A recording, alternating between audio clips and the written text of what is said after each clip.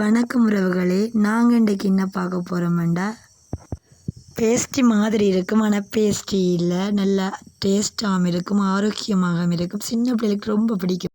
இந்த மாதிரி ரெசிபியை எப்படி செய்யலாம்ன்றதை பார்க்கலாம் வாங்க. அதுக்காக நான் 3/4 கப் அளவு கோதுமை மாவு எடுத்துக்கொள்கிறேன். அதை குழைக்கிறதுக்காக இளநீரும் எடுத்துக்கொள்கிறேன். இளநீக்குள்ளே உப்பை சேர்த்துக்கொள்கிறேன். இளநீக்குள்ளே உப்பை நல்லா கரைச்சி கொள்ளணும்.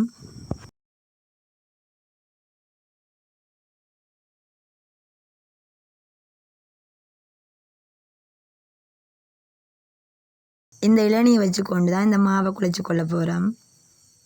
மாவுக்குள்ள இளநியை ஊற்றி மாவை குழைச்சி கொள்கிறேன். பாருங்க, எப்படி இருந்தால் சரியாக இருக்கும்.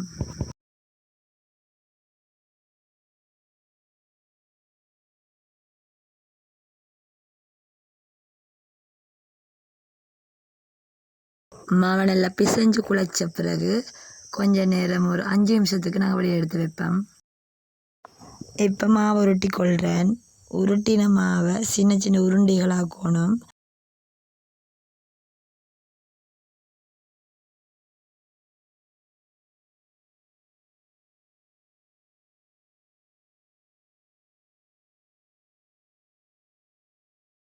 மாவை சின்ன சின்ன பீஸாக வெட்டி கொள்கிறேன்.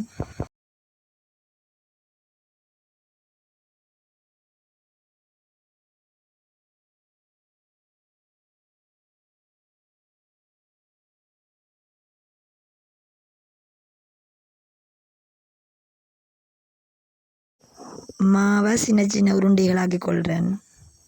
இந்த அளவு சைஸில் இருந்தால் சரி.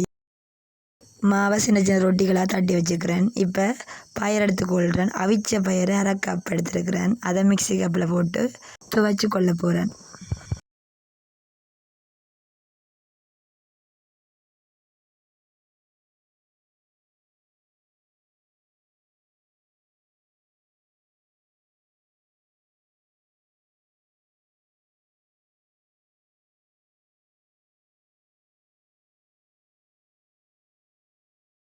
பயரோட 1/2 முடியளவு தேங்காய் பூவையும் சேர்த்துக்கொள்கிறேன். நல்ல ஃப்ரெஷ்ஷான பூவாக இருக்கணும். அதோட இனிப்பு சுவைக்காக இந்த அளவு சீனியை சேர்த்துக்கொள்கிறேன். உங்களோட சுவைக்கு ஏற்ற மாதிரி 1/2 கப் அளவு, அதோட 1/4 கப் அளவு சீனியை சேர்த்துக்கொள்கிறேன். இனிப்பு உங்களுக்கு வேணும்னு சொன்னால் அதுக்கேற்ற மாதிரி சுவரை சேர்த்துக்கொள்ளலாம். பயரை துவைச்சி எடுத்தாச்சு. தட்டி வச்ச ரொட்டியில் இந்த பயரை வச்சு பேஸ்ட்ரி மாதிரி செய்து கொள்ள போகிறேன்.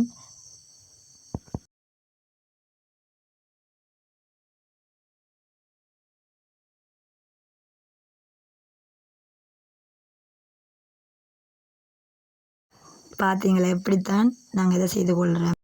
பேஸ்ட்ரி மாதிரி நாங்கள் செய்து கொள்கிறோம். நல்ல டேஸ்ட்டாகவும் இருக்கும், சாஃப்டாகவும் இருக்கும். அதோட பயறு கன நேரம் பழுதடையாமல் இருக்கும். நீங்கள் எந்த நாட்டில் இந்த வீடியோ பார்க்குறீங்கன்றதை எனக்கு மறக்காமல் கமெண்ட் பண்ணி விடுங்க. இந்த மாதிரி ஸ்பூனை பயன்படுத்தி இப்படி ஒரு ஷேப் பண்ணாக்கி விட்டோம்னு சொன்னால் நல்லபடியாக இருக்கும். பார்த்தீங்களா, இப்படி ஒரு ஷேப்பை கொடுக்கலாம் இதுக்கு.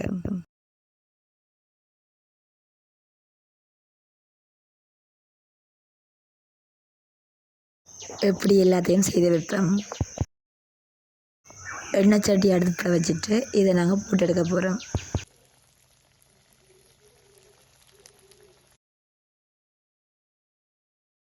எண்ணெய் நல்லா கொதித்து வந்த பிறகு தான் போடணும். அப்போ தான் நல்லா முருகி வரும். அடுப்பு ஓரளவு மீடியத்தில் இருக்கணும்.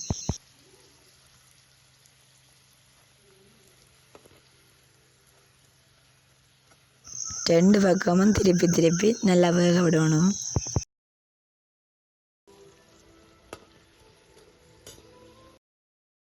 இந்த மாதிரி கோல்டன் ப்ரௌன் கலர் வந்த பிறகு வெளியில் எடுத்துக்கொள்ளலாம்.